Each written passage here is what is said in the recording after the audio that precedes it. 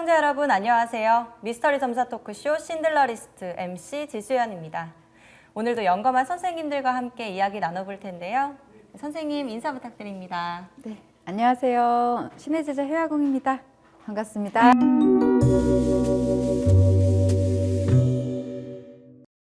선생님. 안녕하세요. 천지신명 원명을 받아 신의 길을 가는 덕연암 이하원입니다.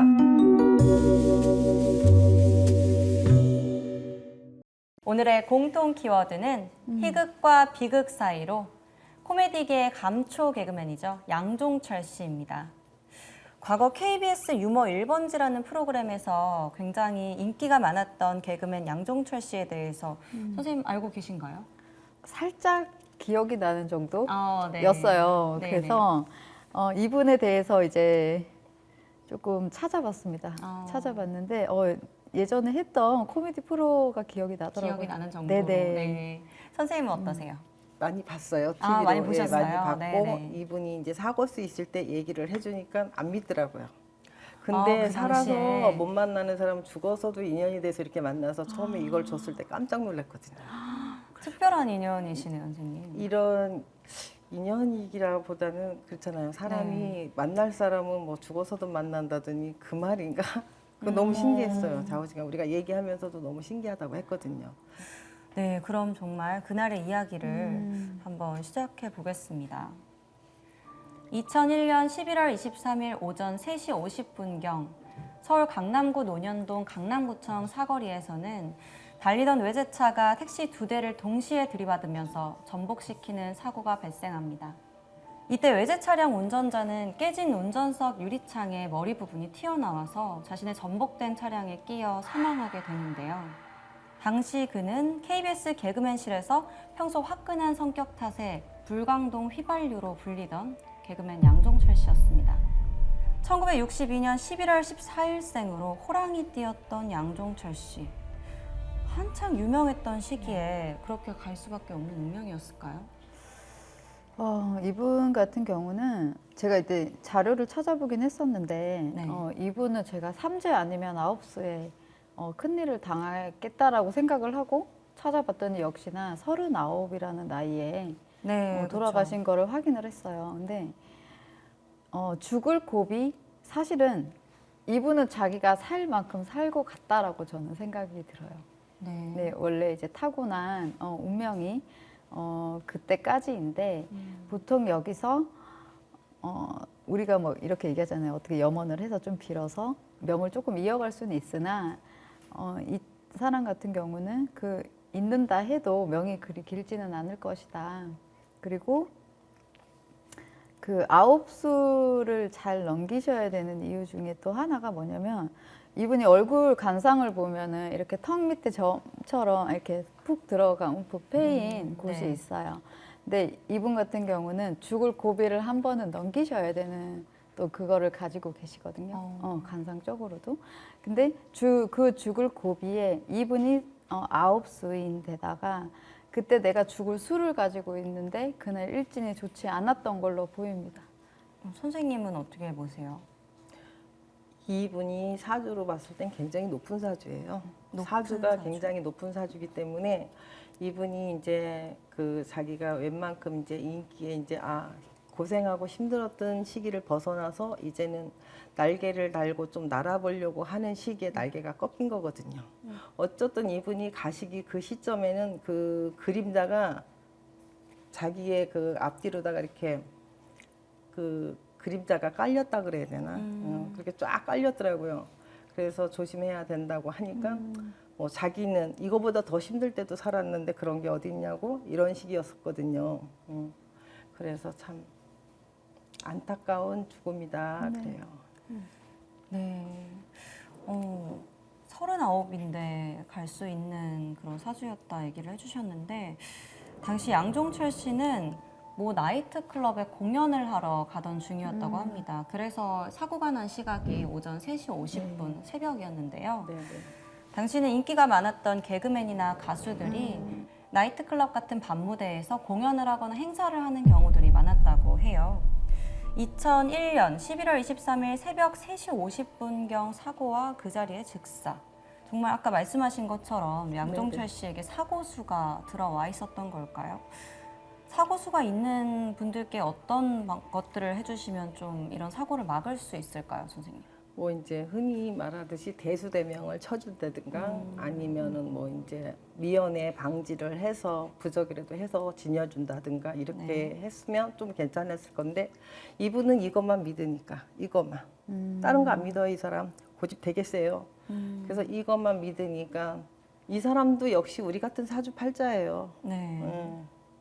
근데 이제 자기도 직감도 있고 직성도 신데 근데 거의 그렇더라고요. 자기가 오는 죽음 못 말린다고 죽음 앞에는 자기도 그게 자기도 모르는 순간에 그 허용이 되나 봐요. 그러니까 그렇게 남의 말을 안 들었겠죠. 그죠? 조금만 맞아요. 기울여 들었더라면 지금까지도 뭐 돈도 좀 벌고 명예도 있고 그런 대로 괜찮았을 건데. 네. 선생님께서는 사고수 네. 어떻게 생각하세요?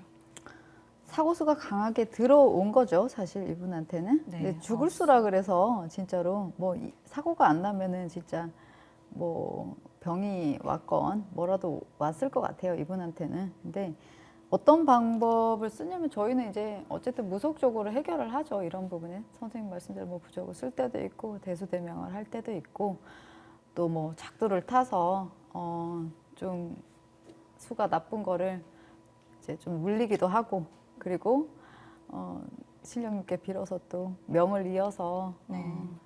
가달라고 또 이렇게도 하는데 이분 같은 경우는 정말로 고집이 세신 것 같아요. 고집이 세고 그리고 이런 걸 잘 안 믿으시는 그러니까, 그랬던 것 같습니다. 이분한테는.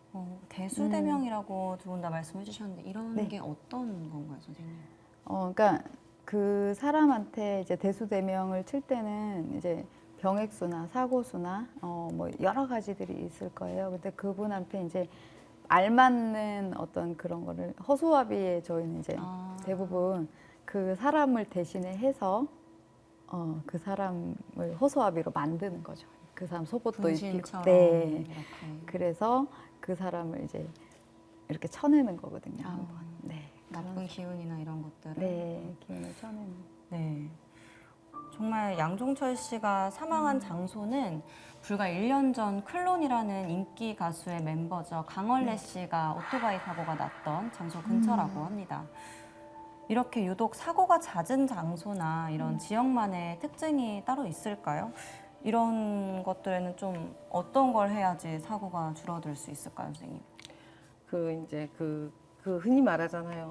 그 나는 자리엔 계속 그 난다고. 그러면 이제 혼이 머물러 있거나 그쵸? 아니면 이제 이제 가끔가다 그런 게 있더라고요.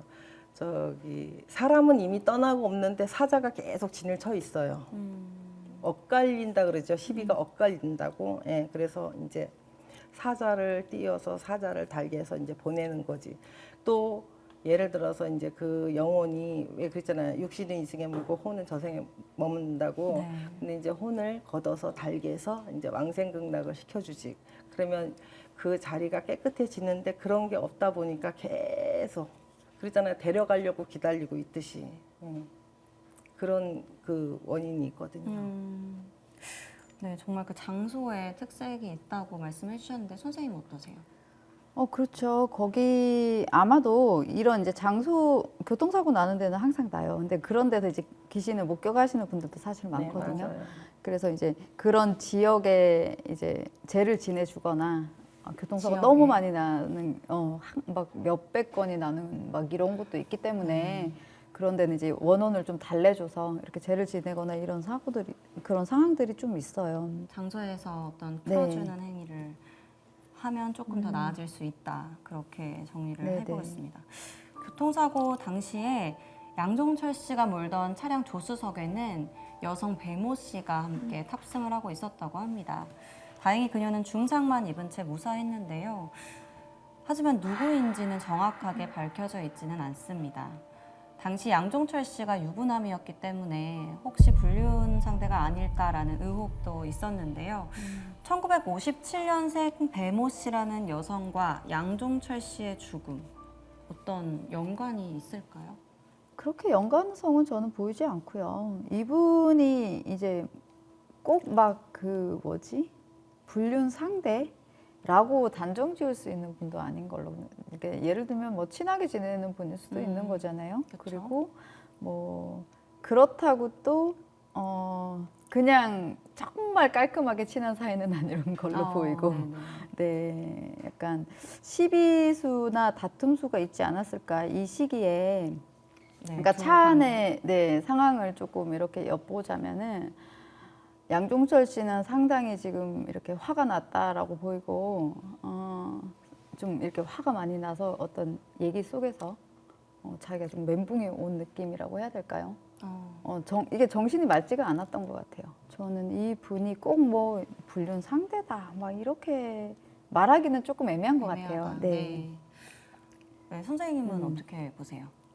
여 선생님 말했듯이 이분이 뭐 성격이 불같은 데다가 자기 주먹만 믿고 사는 사람이니까 아까 그랬듯이 역량이나 죽을 운명에 같이 놓였으면 같이 갔겠죠. 맞아요. 네. 근데 이분만 정했기 때문에 이분만 가신 거거든요. 근데 이제 아까 57년생이라 그랬나?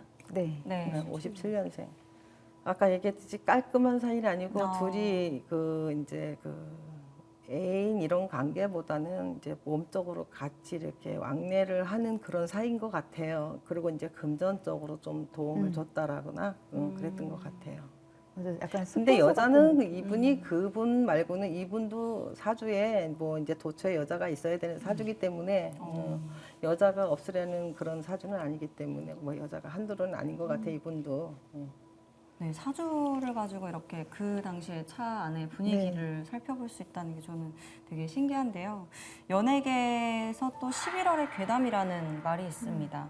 김정호, 유재하, 김현식, 김성재, 박예경 그리고 양종철 씨까지 모두 11월에 병사나 사고사로 사망을 했고 그 밖에도 연예인들이 음주운전, 마약, 도박 사건들이 11월에 많이 적발이 됐는데요.